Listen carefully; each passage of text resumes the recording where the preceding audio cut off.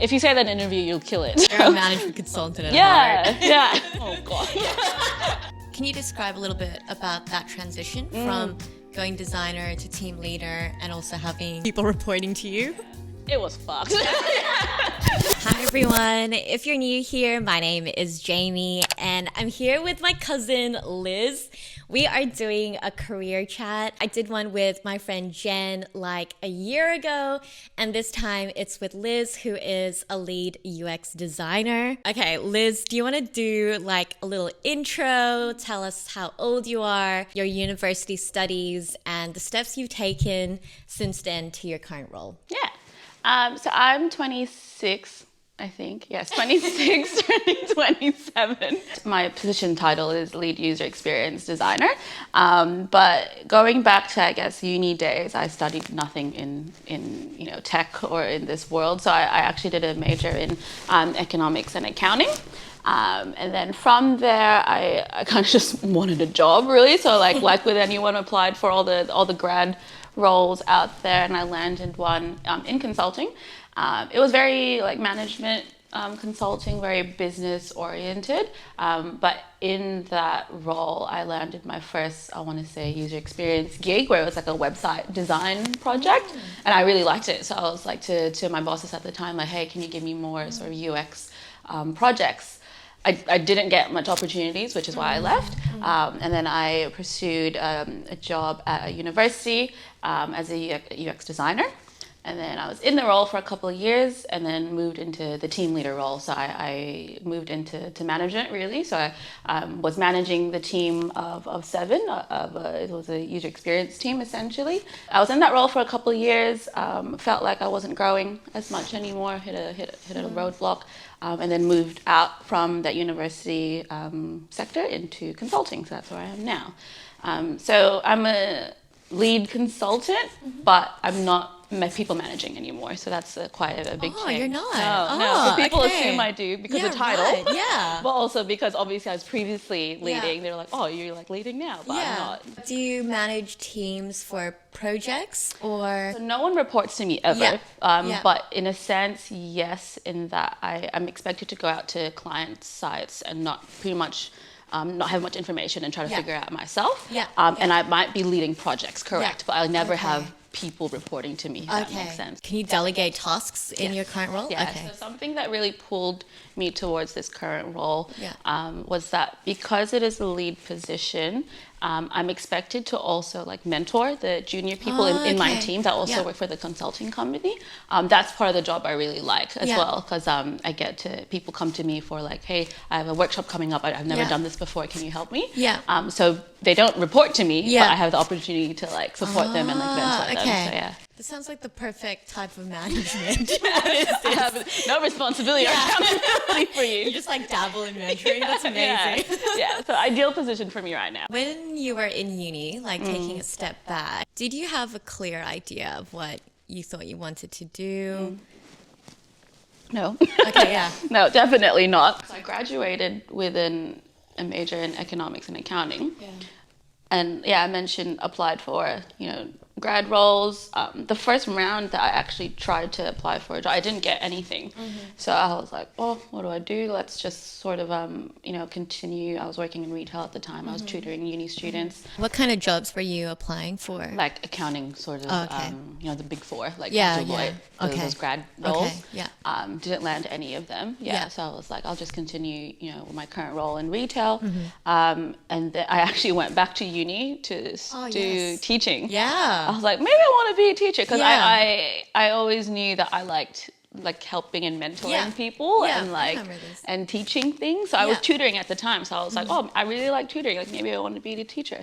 So I did a master's in secondary teaching, only part-time and only for 1 sem, because I realized I did not enjoy it. I was a bit like half foot in the door as well, because I was only doing part-time. So I feel like I didn't get the whole experience. But regardless, I decided not to do that, so I went back to applying for those previous jobs, and then that's when I landed a grad role. I just happened to get a website project, but obviously from there I knew that like the website and like the more creative aspect of IT is where I wanted to go. So I like spoke up and said like, I want this. Yeah. And when I realized I wasn't getting it at that company, I moved on to the next one. But. What kind of skills do you feel like you picked up from your management consulting firm? Yeah. Because I feel like there would also be people who are maybe interested in management consulting watching this. That's true, How would you describe your experience at that firm? My experience was literally like not knowing, can I swear? Yeah. Like not knowing what the fuck was happening, but just trying to figure it out. Honestly, that was my life. Yeah. Going to meetings with like senior people, like who've been at these companies for ages, asking me what they should be doing about like their business. Like, I'm like, I don't fucking know. Like, ask someone else. And I realized, shit, they're actually paying me to answer these questions. I still get that feeling today, but I guess it's literally at that stage in my life, I really, really didn't know what I was doing. Yeah. So I guess what I learned from that was being placed in a room and just figuring it out, and like having the confidence that you can figure out in the room and you don't have to know everything. Having that skill to be like, I'm not talking bullshit, but it's like, you know, you can say what you know, but you can also admit like, hey, like I can find out, but you know, I might not have the current skill set, but I can, and I pick up quickly. You figure the things out. So I think from my experience in management consulting, that's the thing I took away the most, was like having the confidence to walk in, figure it out, and having that communication skills. I honestly think that's a huge lesson, because I can imagine a lot of people would feel very uncomfortable saying they don't know something. Yeah, definitely. And probably going down a route where they're just pretending. Yeah. And it's more of a shit show that way. Yeah. And you have to be careful though, because like if you just say, I don't know, and you're like, these people are like hiring you to do something. I guess it's finding that middle ground. Yeah. So how long were you at that management consultancy for? Year and a half. Moved on to university. So did you feel like it was difficult for you to land that university job? Just thinking of someone who wants to apply for like a UX designer role and they're like, oh shit, I haven't studied that. I haven't worked in a previous job like that. People ask me this all the time, in terms of, you know, what skill set do you need to be a UX designer? And people tend to not go for it or not to pursue it because they might not have the assumed skill set, because the title is literally designer, but I'm not very good at like drawing, for example. Like people assume like designer is always like your graphic design. Oh, totally. So I guess to delineate between it, that like there's terminology that might help for me to like clarify. So UI is user interface. User interface. Whereas UX is user experience. Yeah. So UI, there's jobs out there that's literally called UI designer. Yeah. I've seen that like UX/UI. Never knew. Yeah. So there's jobs out there for UI designers, which is also a big market. UI is literally the look of an interface. So when you think of like a website or an app, it's the font that they use. It's the color of the button. It's it's literally the look and feel of a thing you see. Yeah. Like if you take like Instagram, it's the color of their logo. Like it's where they put that button to like post something. Whereas user experience is removed from just what you see. It's the study of everything around it. So like taking Instagram as an example, it's like understanding who uses Instagram. Like what's your target audience? Like in what context are they picking up their phone to use Instagram? Like what are they trying to achieve? Are they trying to post? Are they trying to scroll? Are they trying to whatever? So user experience is the study of how the user is behaving with an app and trying to figure out like, how do we improve the app for that user based off the context of them? So like what they need, what they're doing, what's frustrating them about the app. But that's user experience. So the UI is more look and feel. User experience is everything else around it. Do you find that like graphic designers would be more similar to UI designers? Correct. Yes. Okay. There's the confusion. And I think like most people I've met have that background. Like graphic design. And they mold into UI, and then they go from graphic design, get a UI job potentially, and then learn about the UX side of things. So they do more user research, they do more strategy and stuff like that. Yeah. I do not have that background, obviously. So that's why it was difficult for me to like put myself out there to apply for UX designer roles. I was like a consultant who did a couple of UX projects, right? So when I applied for the university job, like in my interview, I was quite honest and I said like, look, I don't have the skill set of like designing things. And it actually worked out because like, that's perfect. That's not what we're looking for. We're looking for the people side of things where it was like speaking to stakeholders, speaking to users and stuff. Figure out what they want. Yeah, right. Yeah. Can you tell us more about that university experience and the kinds of projects you worked on? Yeah. So a lot of it was designing apps and sort of digital experience for students. So I honestly really loved that environment because it was quite creative and it's something I could relate to, obviously being a student myself. So we did user research with students. Like we'd go out to the library, ask them like, hey, like what do you do in your day-to-day? Like how are you finding school? You know, what are the different digital things that you experience, that you interact with when it comes to your studies? Like what are some issues that you're having? And then we work with our team to actually build products and to build those improvements to the student experience. So it was a great job, to be honest. And I think working in that environment was a really, really good stepping stone for me, because when I interviewed for it, they really mentioned that like we're not looking for someone who can only, you know, make things pretty. We're not looking for someone who can, you know, design a button or design a logo. We're looking for someone who can learn everything. So it's learning how to do the design, learning how to do the user research, the testing, the like getting feedback, and like product strategy as well. So that was a perfect role for me at the time, because then you can learn all the different aspects of UX.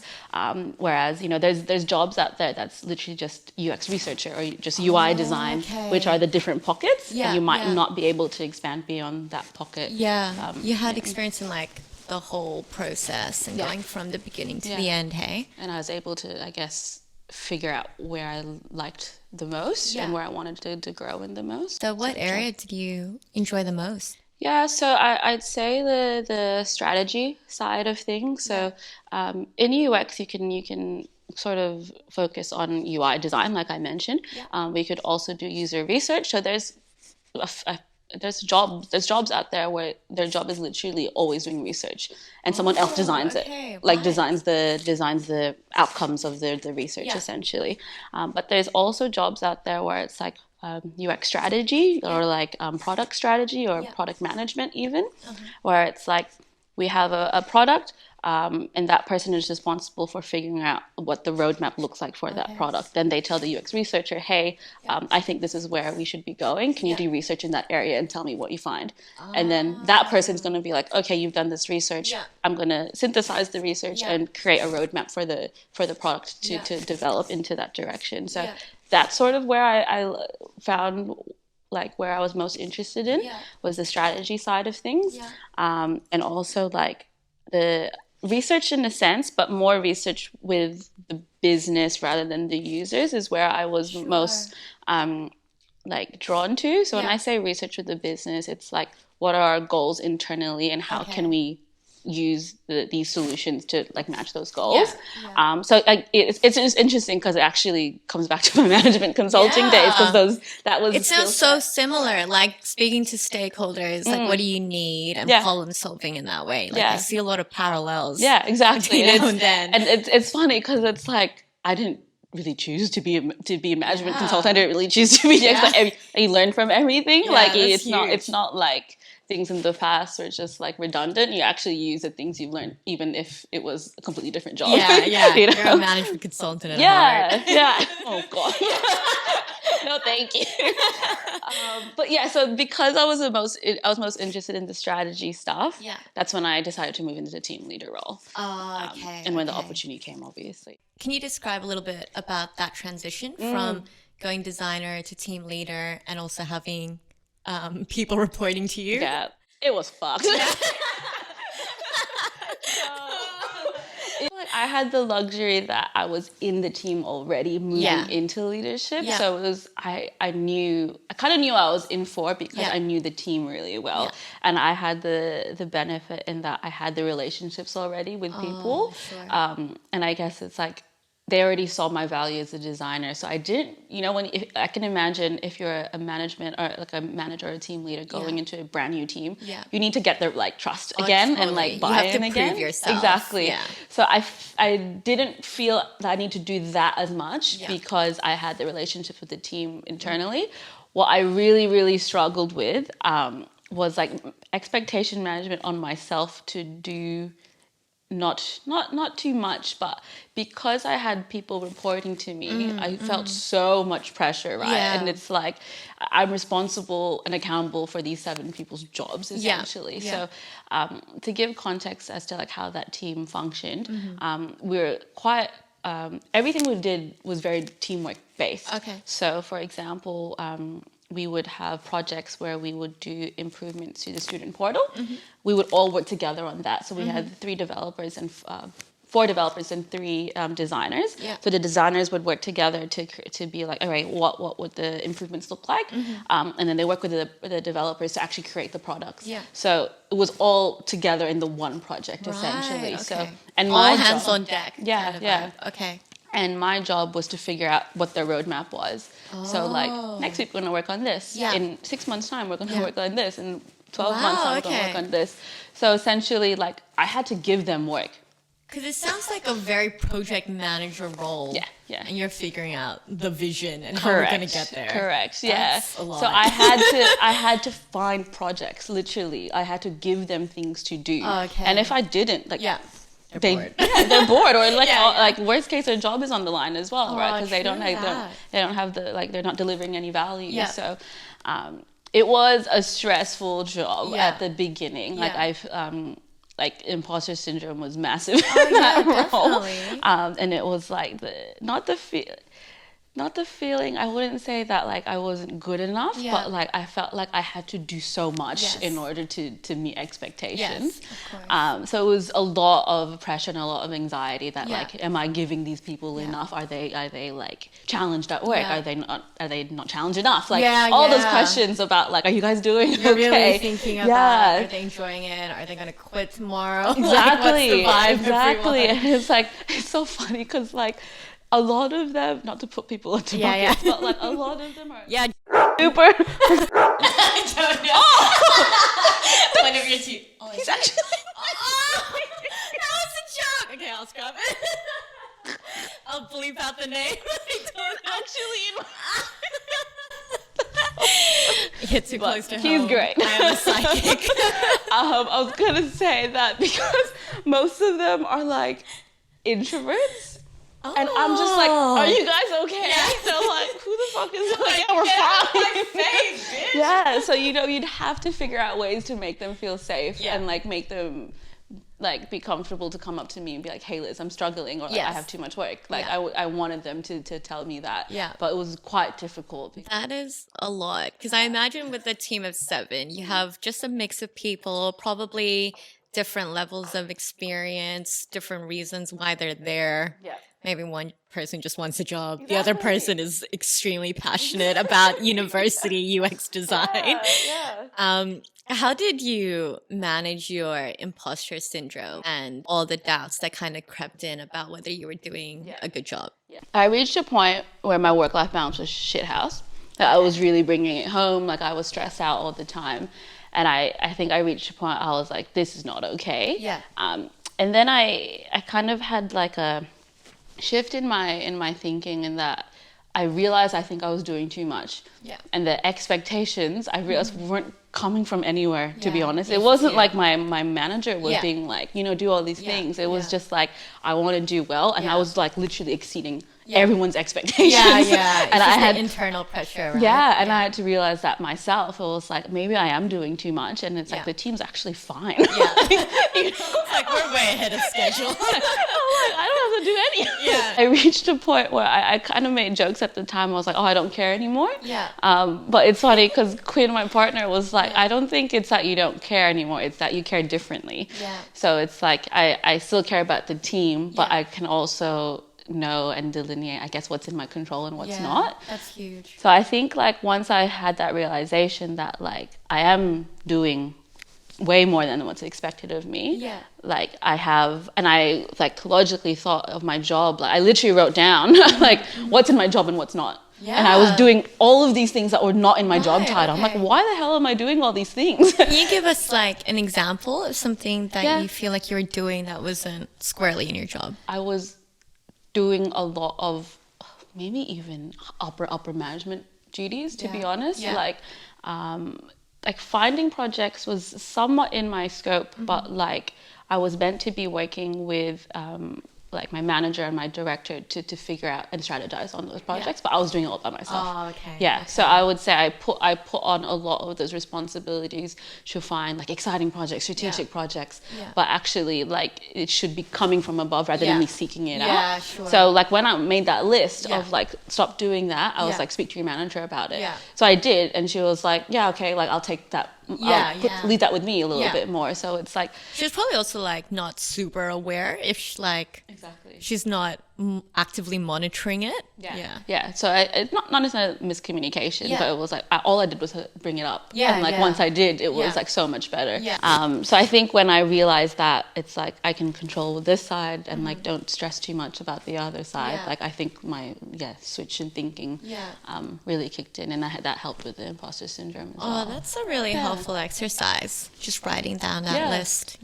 It sounds like you've been in quite a few high pressured environments, and I don't know about you, but for me, like I'm a tiny Asian woman who looks extremely young, and I've been in very professional environments. How do you deal with that and feel confident and capable? Because I have definitely talked to friends who resonate with this type of feeling.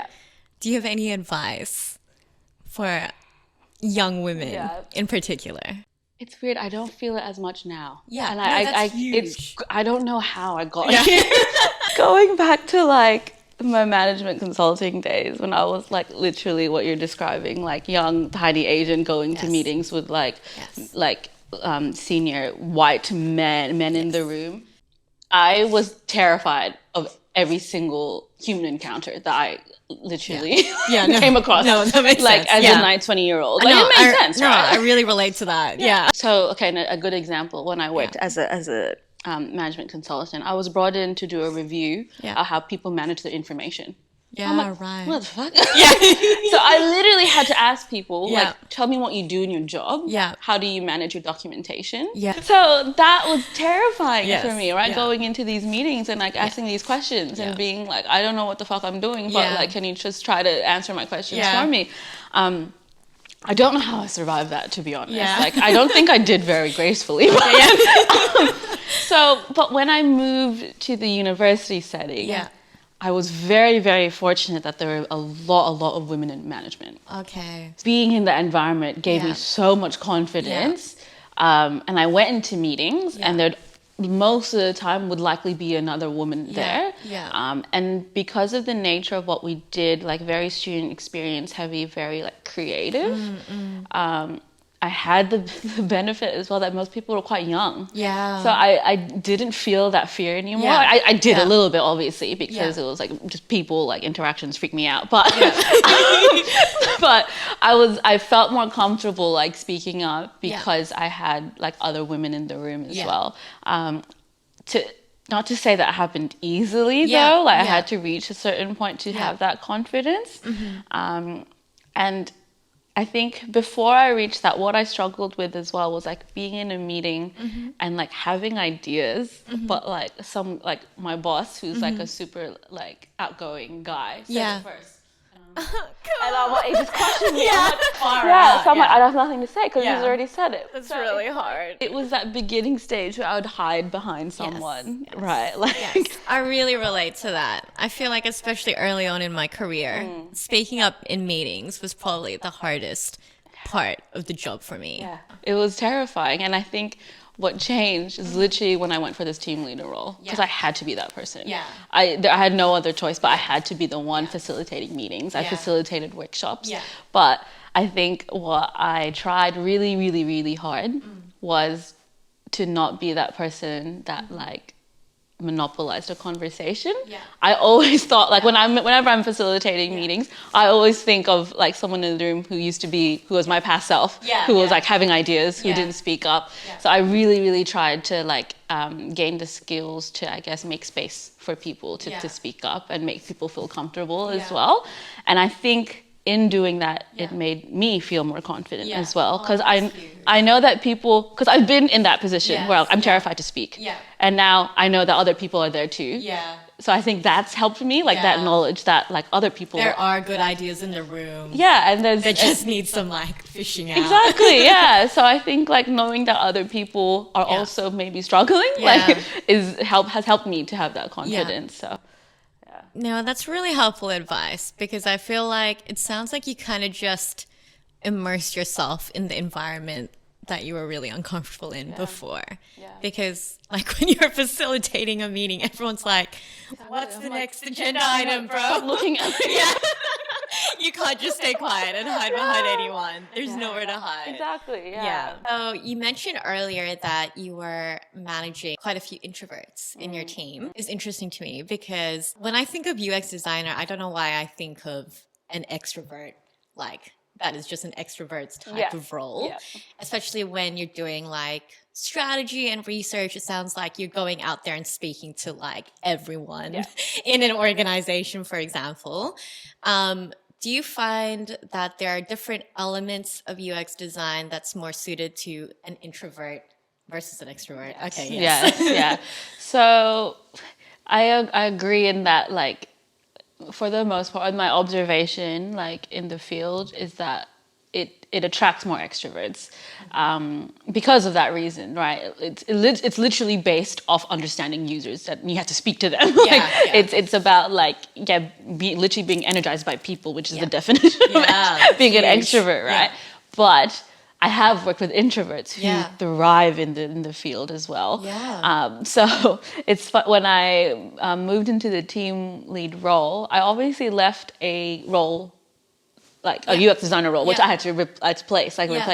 So when I was hiring, my goal was to make a diverse team. Yeah, right. I actually not looked for introverts, but like, I wanted more diversity because previously the three designers we had were just obnoxiously extroverted, myself included, right? So like we would just be like, we'd hype each other up, which was great and stuff, but we'd all have the same ideas, you know, like, and we'd be like, you're right, that was my idea.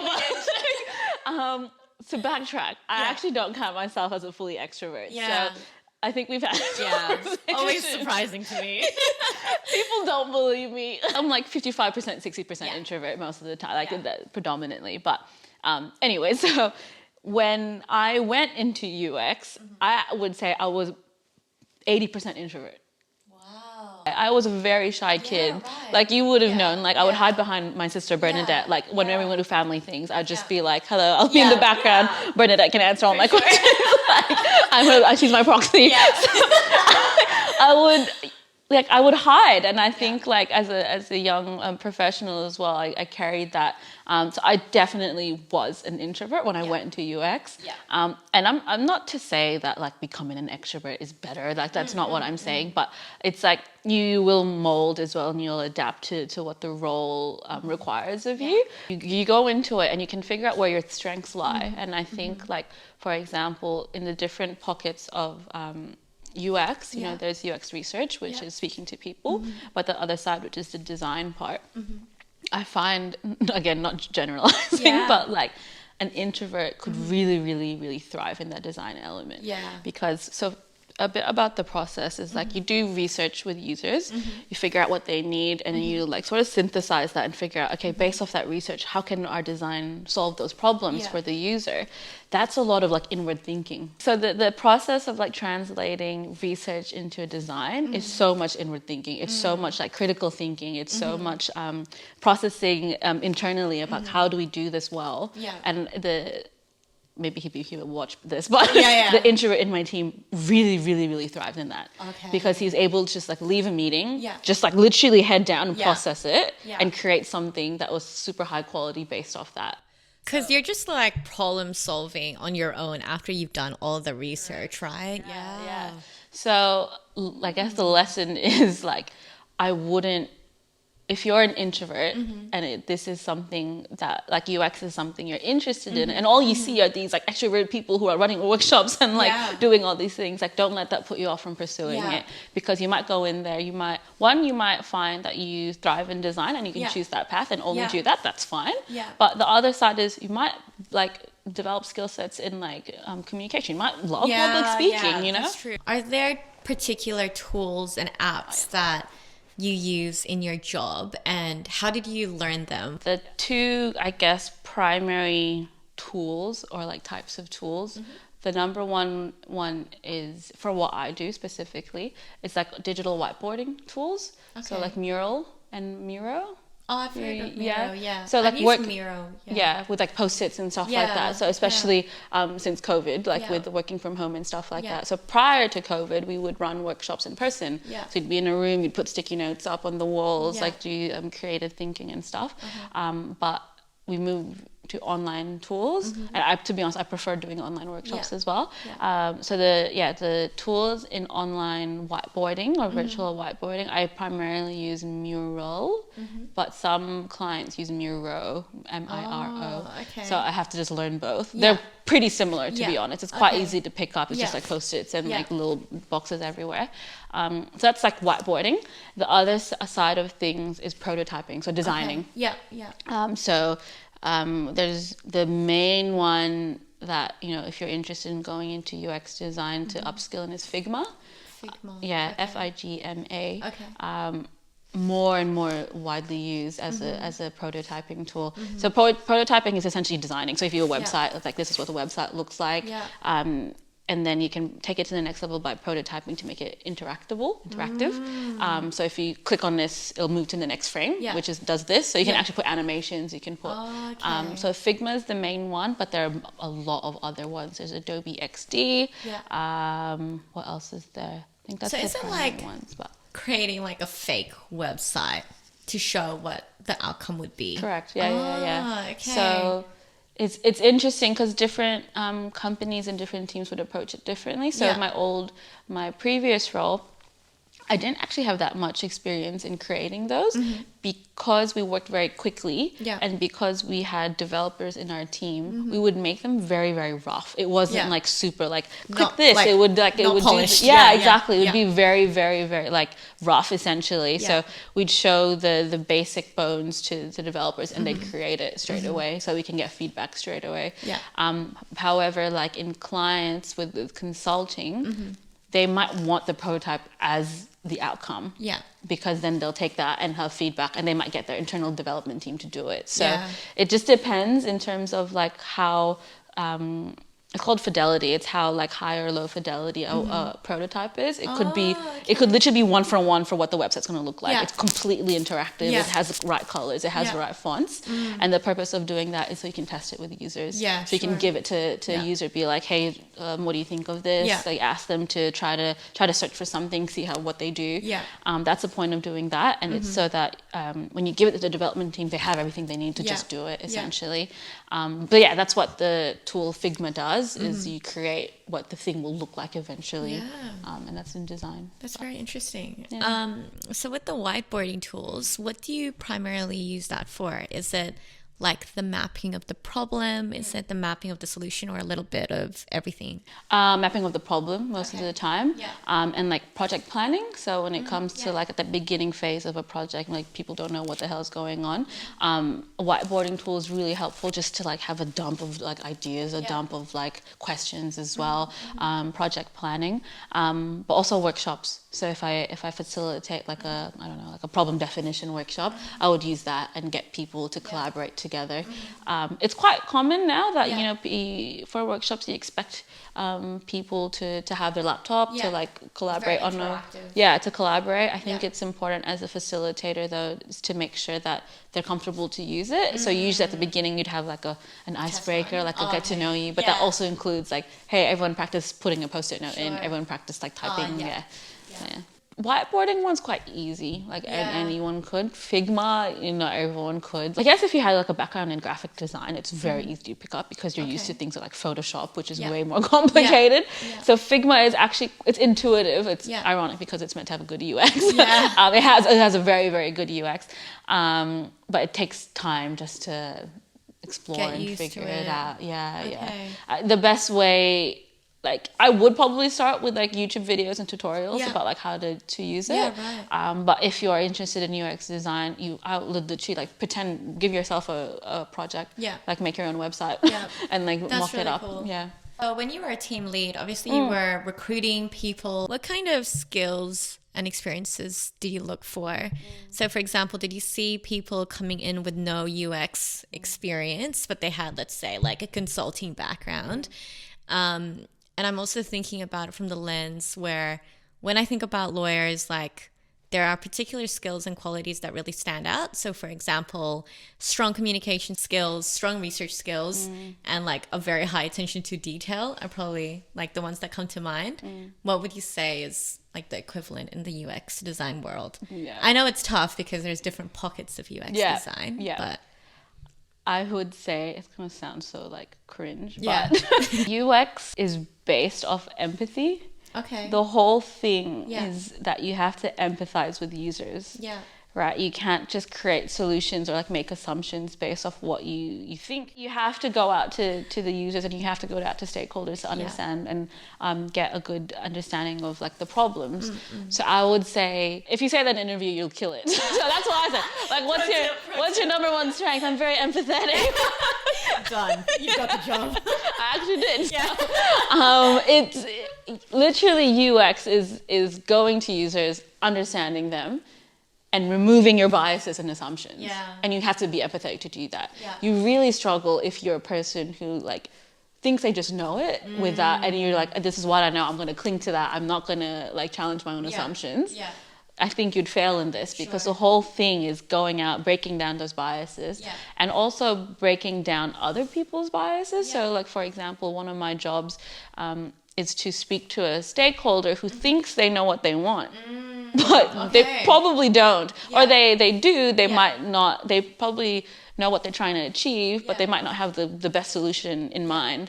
So what you have to do is get it out of them to be like, what are you actually trying to achieve? Like, why is this something that you're pursuing right now? So being able to do that, you have to like just get rid of your assumptions and bias. And I think you just have to be an empathetic person. So that's probably number one. The other one, which is like with anything, is communication. I think it's not just like verbal, it's written as well, I would say, because you do writing, you do designing, and it's just like your communication skills as well. In terms of like hiring for those skills, I guess a big thing for context was I was hiring for the team at the time. So I was hiring for cultural fit. It was the number one, which ties in with empathy, like because I had already like long-term staff in the team who I wanted to make sure new hires would get along with, especially with different personalities, like you know, introverts. All the developers are introverts, so it's like, I don't want to bring someone who's like overbearing, who has an ego, who won't listen to developers, because you need someone who's going to work well with them. So the number one skill, number one thing that I prioritized was cultural fit. And then the next one so I actually, I hired someone who was a grad zero job experience. Yeah. So it was a big decision I had to make, to be honest, because it wasn't a grad role. It was like just a normal role. Shit. And we gave it to him. The reason I hired him was two things. He had a portfolio where he made his own random projects. So when I told you, like, if you're interested in this, give yourself a random project, learn Figma. He did that. Wow. Literally, he made his own portfolio of just like mock projects. If I were to do this, it would look like this. Yeah.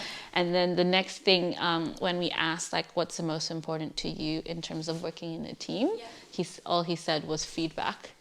So he was, and then that lent itself to me knowing that he was an empathetic person, because he was like, he wants to work with people, and he cares what other people think. Correct. Yeah.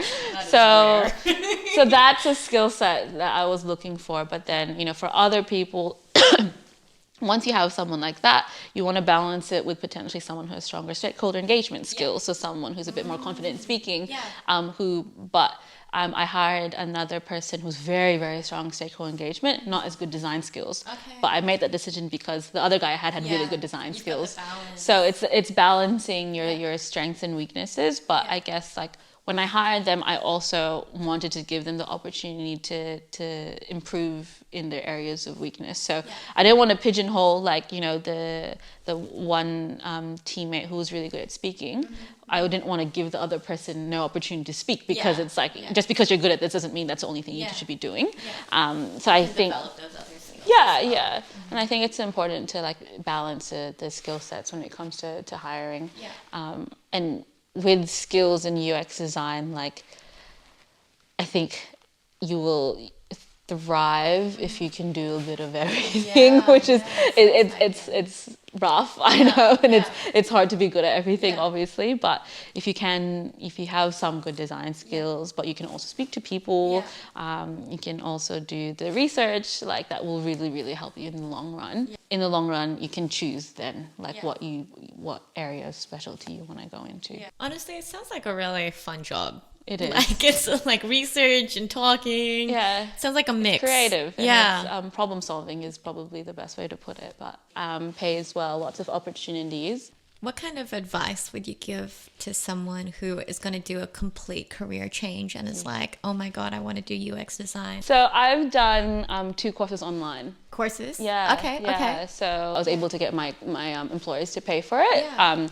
So one of the courses was with RMIT. It's called Customer Experience and Strategy. That was my, like, I guess, kicking off point in terms of learning what UX was. It was pretty much the basics of like what UX is. And even though I couldn't put it into practice straight away, it was good background like knowledge to have for when I got into the university role. The other course I did was with Vision Australia, which was around designing for like vision loss. So it's accessibility, accessibility considerations, which was an amazing course. It wasn't hands-on. It was just pretty much like presentation style, but it was really good because it was good considerations whenever you're designing to make sure everything is inclusive and accessible. So those are just examples, but I guess the advice is to do like self-paced learning, and then apply it to a random project. Like think of a random website you want to create, like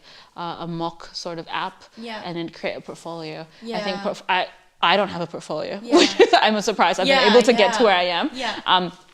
Create a portfolio, because if you don't have the experience, and like for example myself who used to hire people, case in point, I saw someone doesn't have experience but put in the effort to learn by himself and put in the effort to create something to show that I can do this, goes a long way. So it's okay if you don't have the experience, like do some learning on the side, do some like personal projects, and I think that will get you far. Don't be put off by the terminology, because I think in the market it's so the titles are very confusing. You'll see UX designer, you'll see like product UX, designer, UI designer, usually UX researcher. Like don't let it put you off. Like ask the questions, ask the employer, like what is this job? But like put yourself out there as well. Like just try. But I think that would give a lot of people hope. Like you might not need to have the right experience, but being able to create a mock portfolio. And I also feel like going through the self-learning stuff would also confirm to you if you're actually interested in this or not. 100%. Like if you're doing a little mock project and you're like, actually, this is not for me. That's also a helpful exercise, especially if you're thinking of a career change. So I think I'm going to end it with some final rapid fire questions. Firstly, what skills are you focusing on developing at the moment? So I mentioned Figma is an online design tool. I'm actually trying to fine tune my skills in that area. Yeah. Because like I mentioned, my strength is not like design. Yeah. My strength is like stakeholder engagement and strategy, but I really want to improve my skill set in like tooling. So I'm learning Figma at the moment. Yeah, cool. What's a future career goal you have? Oh.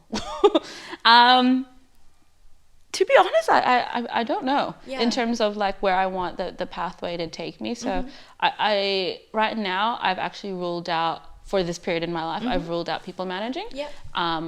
But not to say I'm not going to do that in the future. So Yeah. I'm keeping my options open in that regard. The one thing I do know that is important to me is the mentoring side of things. Yeah. Like I really, really enjoy like having that space where people come to me to ask for support and to ask for guidance. Yeah. I think that's it is a goal, is to find a job that is able to provide me with that that element. And yeah, it's important to me that I have the opportunities to be able to mentor and to guide and to teach, I think. Yeah. What's a challenge in your current role? Buy-in.